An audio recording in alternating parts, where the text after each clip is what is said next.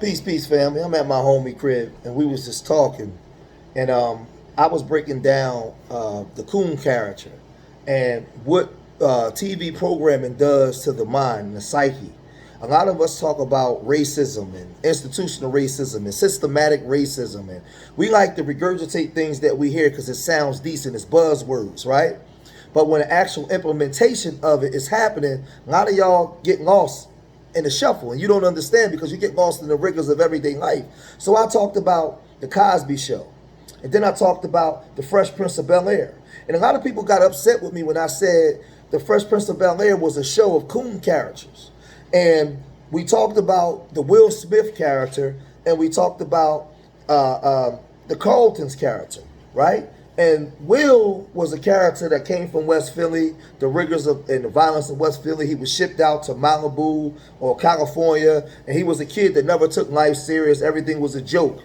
Wasn't about his grades. Everything was just funny, and it was just a joke.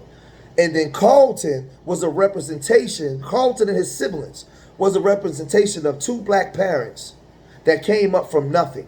And they understood the struggle. They were older. They experienced the 60s and the 70s. And all they wanted to do was achieve better than what their parents did and make it out. But in making it out, they was able to achieve greatness. But then take that greatness to the outside community. The actual community that was oppressing their parents. Right? So stay with me because I'm going somewhere. I'm going somewhere with this, right? Because Philip and the wife went out to California and made a lot of money, but they understood racism. They understood the struggle. Everything Philip did was bettering and advancing the culture forward. But his children had no idea or frame of reference of what it was to be black. They didn't aspire to do anything black. Carlton was trying to get to Princeton. All his friends were white. He didn't identify with anything that the father and the mother was going through with, as opposed to the Cosby Show. When you look at the Cosby Show, Bill came up from the struggle, and so did his wife. But they made it. They had a black family. They went on ahead and had children. They still lived in New York. All their friends, the people that came over, the majority of them were black. It was black centered. It was the people that the children dated was black. And guess what? Out there, it was okay. It was okay to have a successful black family and have your children be successful black and pass the idea down. It's not racist. We've been conditioned and trained to believe that anything that we can do that's any form of success outside of whites or outside of so-called nigger culture, right? Separate from whites, anything that's just an identity for black people in America is racist. So we either have to be successful and then we move out like a LeBron James that come from Akron, Ohio. And he comes from the struggle and nothing. And then he's with Savannah and they with each other for years and they have 3 beautiful children. But then the children are not growing up. Now saying the struggle, but they're not growing up with a black identity. So all the girls that they date are white. But it's not a representation of what LeBron and Savannah stand for. This is the question that I'm asking y'all out there, my FBA people. White people, when they get money, they build elite white schools for white children. They build elite white high schools, elite white colleges. They have elite white systems set in place. So with all the money and opportunities that we have today and the opportunities that our grandfathers and great-grandfathers didn't have, what's stopping people like LeBron James, Puff Daddy, Jay-Z, Bob Johnson, and all these people for building elite schools for blacks, where black children can go to, where we can marry black and pass down generational wealth to black, the same way every other group does it. Because what the white man said in his writings, not me, our level of success is based off of how much white blood we have in us or how much we're civilized. So we'll complain about racism and then leave our group and go over there to them, work amongst them, live amongst them, and then our children lose all their ancestral culture.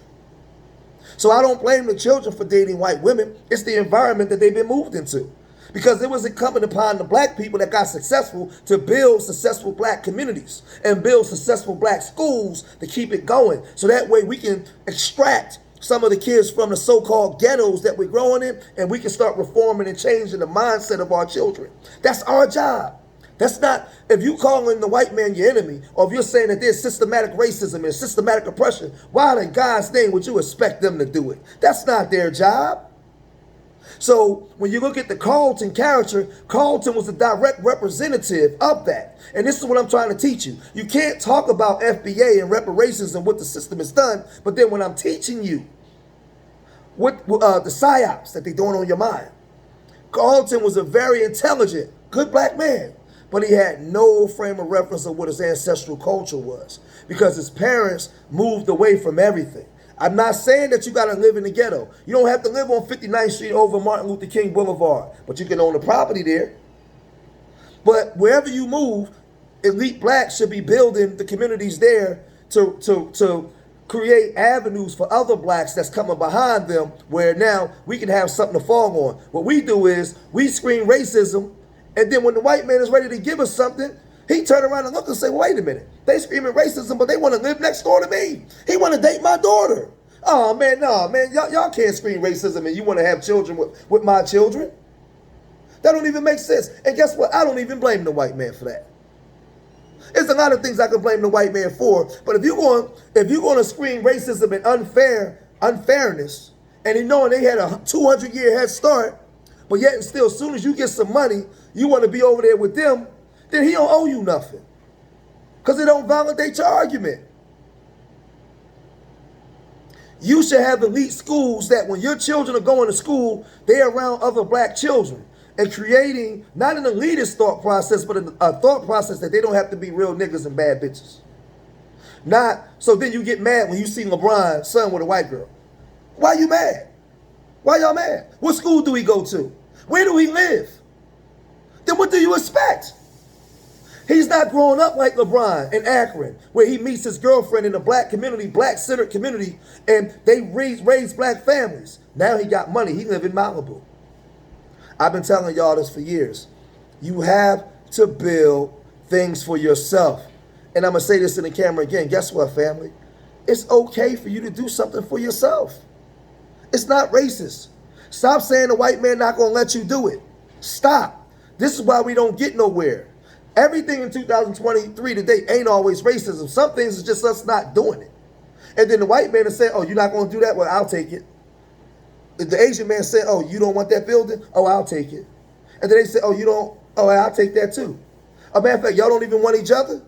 And the white woman will say, okay, I'll take that black man and make something of him then, since you don't want him. And then vice versa. Because this is the stuff that we do to each other. You psychologically conditioned to believe that you can't do nothing.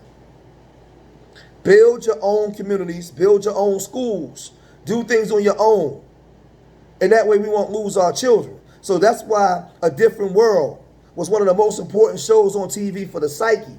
It was a black school with all black people in school. They wasn't shooting nobody. They wasn't making single moms. They was in school achieving something. So when the conscious mind saw that, it made you believe that you can do it. And you saw black men and women getting along. When you saw the Cosby Show, you saw black love, black children, dating black. What nothing racist about it. It was okay that they messed you up so bad in your mind that you think that to see that would be racist. While they had Family Ties and all these other white shows every time you turn around. No, build things on your own, man. It's our time and our turn. The white man ain't gonna stop you. A lot of those days is over, man. You got to just go and do it. But I'm telling you that the Will Smith and Carlton was characters that was set up to keep you in the perpetual tailspin of going nowhere. And anybody that understand where I'm going, you'll know what I'm saying. It's not to put Carlton down, because it's not all Carlton's fault. That's Carlton's parents' fault. Carlton can't help where he was born. And there's millions of Carltons and women black women like that that's born families with some means, but they don't have no concept of their ancestral background. And then we call them coons and sellouts. I blame the parents for that. Because the parents' because the parents had the knowledge, and their job was to work with other blacks to build something for themselves so that black kids can still have an ancestral knowledge. And we did that. We wouldn't be screaming reparations because we would own everything in our communities. Remember, I love y'all till the next time. Hit that goddamn like button.